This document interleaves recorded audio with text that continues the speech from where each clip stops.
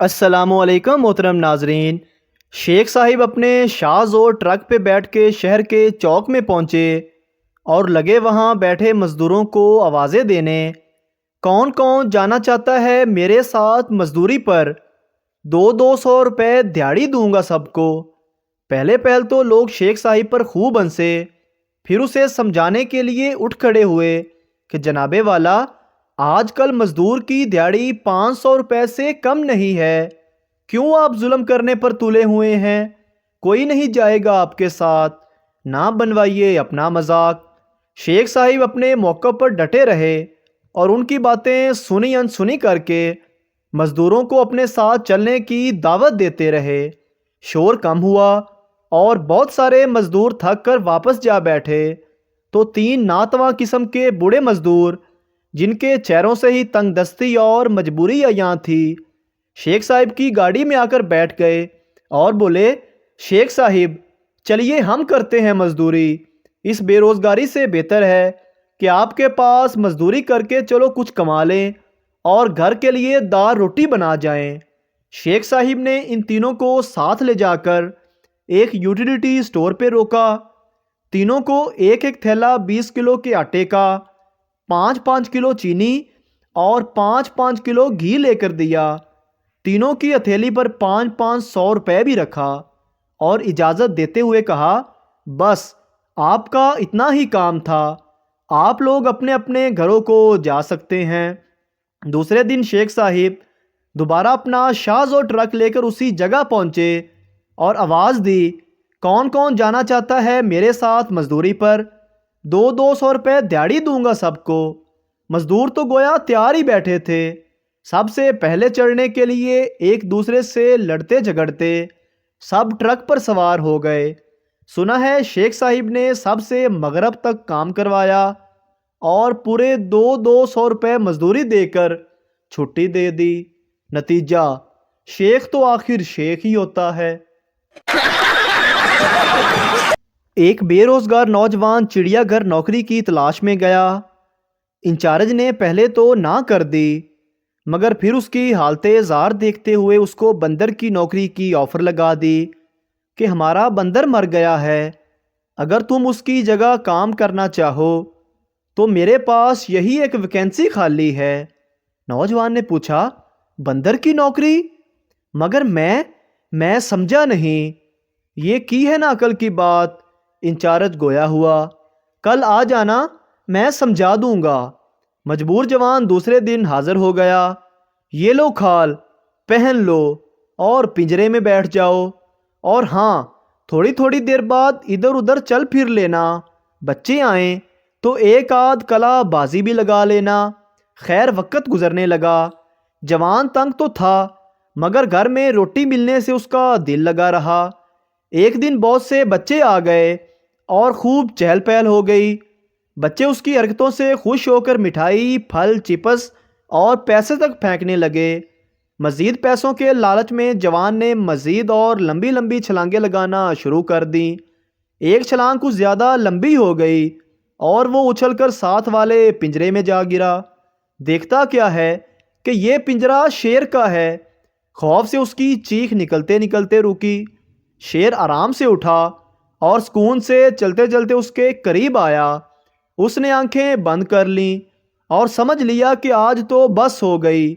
شیر نے اس کو سونگھنے کی ایکٹنگ کرتے ہوئے منہ اس کے کان کے قریب لایا اور سرگوشی میں کہا، او بے غیرتا، اپنی نوکری دے نال نال میری نوکری دے بھی پیچھے پیائیں، وڈی چھال مار تے واپس دفع ہو اپنے پنجرے وچ۔ بیوی، تم نے بتایا کیوں نہیں کہ میں بہت غریب ہوں؟ شوہر، تمہیں کتنی دفعہ بتایا تھا کہ میرے پاس تمہارے سوا کچھ بھی نہیں ہے، اور تم آگے سے ہنس دیتی تھی۔ بادشاہ، اس گستاخ کے کان کاٹ دو۔ سردار بولا، نہیں، یہ ظلم نہ کرو، میں اندھا ہو جاؤں گا۔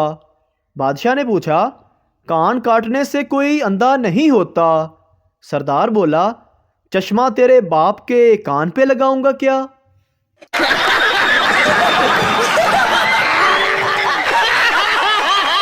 ایک شخص کاغذ پر کچھ لکھ رہا تھا۔ دوسرے دوست نے پوچھا، یار کیا لکھ رہے ہو؟ دوست بولا، یار میں اپنے آپ کو خط لکھ رہا ہوں۔ دوسرا دوست مسکراتے ہوئے بولنے لگا، خط میں اپنے آپ کو کیا لکھ رہے ہو؟ دوسرا دوست بولا، اوے بیوقوف آدمی، جب خط مجھے ملے گا تو تب پتہ چلے گا نا کہ اس میں کیا لکھا ہے۔ ایک آدمی کی بیوی بہت بد زبان تھی۔ ایک دن اس کی بیوی کو ڈاکو اغوا کر کے لے گئے اور فون پر کہا کہ تمہاری بیوی ہمارے قبضے میں ہے، اگر یقین نہیں تو اس کی 2 انگلیاں ثبوت کے طور پر بھیج رہے ہیں۔ شوہر نے جواب دیا، ثبوت پکا نہیں، زبان بھیجو تو میں مانوں گا۔ بیوی نے پیار سے شوہر کا سر دباتے ہوئے پوچھا، اب تو میں روز روز آپ کا سر دباتی ہوں، شادی سے پہلے کون دباتا تھا؟ شوہر نے جواب دیا، شادی سے پہلے کبھی سر درد ہوا ہی نہیں تھا۔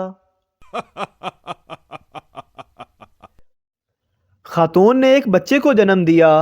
ایک نرس باہر آئی اور بولی، ماں بچہ دونوں ٹھیک ہیں، اور یہ کہہ کر نرس نے بچے کے والد کے حوالے کیا۔ بچے کے باپ نے اپنی بہن کے حوالے کیا، بہن نے اپنے شوہر کو دیا، شوہر نے نانی کو دیا، نانی نے نانا حضرت کو دیا، نانا حضرت نے بچے کو چچا کے حوالے کیا، چچا نے چاچی کو دیا، چاچی نے بچے کو دادی کو دیا، اور دادی نے دادا حضرت کے حوالے کر دیا۔ بچے نے گھبرا کر پوچھا، دادا جان آپ لوگ یہ کیا کر رہے ہیں؟ دادا بولے، بیٹا یہ تمام واٹس ایپ کے مرض میں مبتلا ہیں، تو نیا آیا ہے نا، اسی لیے تجھے فارورڈ کر رہے ہیں۔ آئینے کے سامنے کھڑی بیوی نے اپنے شوہر سے پوچھا، کیا میں بہت موٹی لگ رہی ہوں؟ جھگڑا نہ ہو جائے۔ یہ سوچ کر شوہر مسکرا کر بولا، ارے نہیں، بالکل بھی نہیں۔ بیوی خوش ہو گئی اور رومانٹک ہو کر بولی، ٹھیک ہے تو پھر مجھے اپنی باہوں میں اٹھا کر فریج تک لے چلو، مجھے آئس کریم کھانی ہے۔ حالات کنٹرول کے باہر جاتا دیکھ کر پریشان شوہر بولا، جانے من تم یہیں رکو، میں فریج اٹھا کے لے آتا ہوں۔ میاں بیوی ناشتے کی میز پر بیٹھے تھے کہ سامنے روشن دان پر ایک چڑیا اور چیڑا آ بیٹھے اور ایک دوسرے کو پیار کرنے لگے۔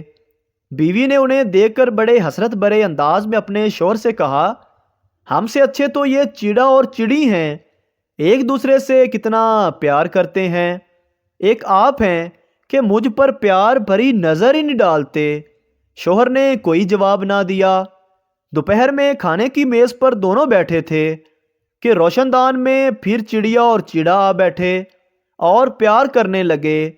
بیوی نے دوبارہ شوہر کی توجہ اس طرف کروائی، لیکن شوہر پر کوئی اثر نہ ہوا۔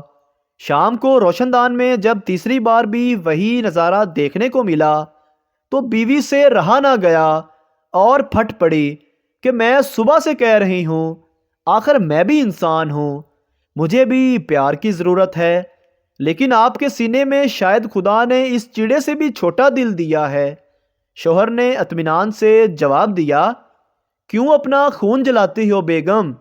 تم نے شاید غور نہیں کیا کہ اس چڑے کے ساتھ صبح سے لے کر رات تک یہ تیسری چڑیا ہے۔ اگر ویڈیو اچھی لگے تو ہمارے چینل کو سبسکرائب ضرور کریں۔ شکریہ۔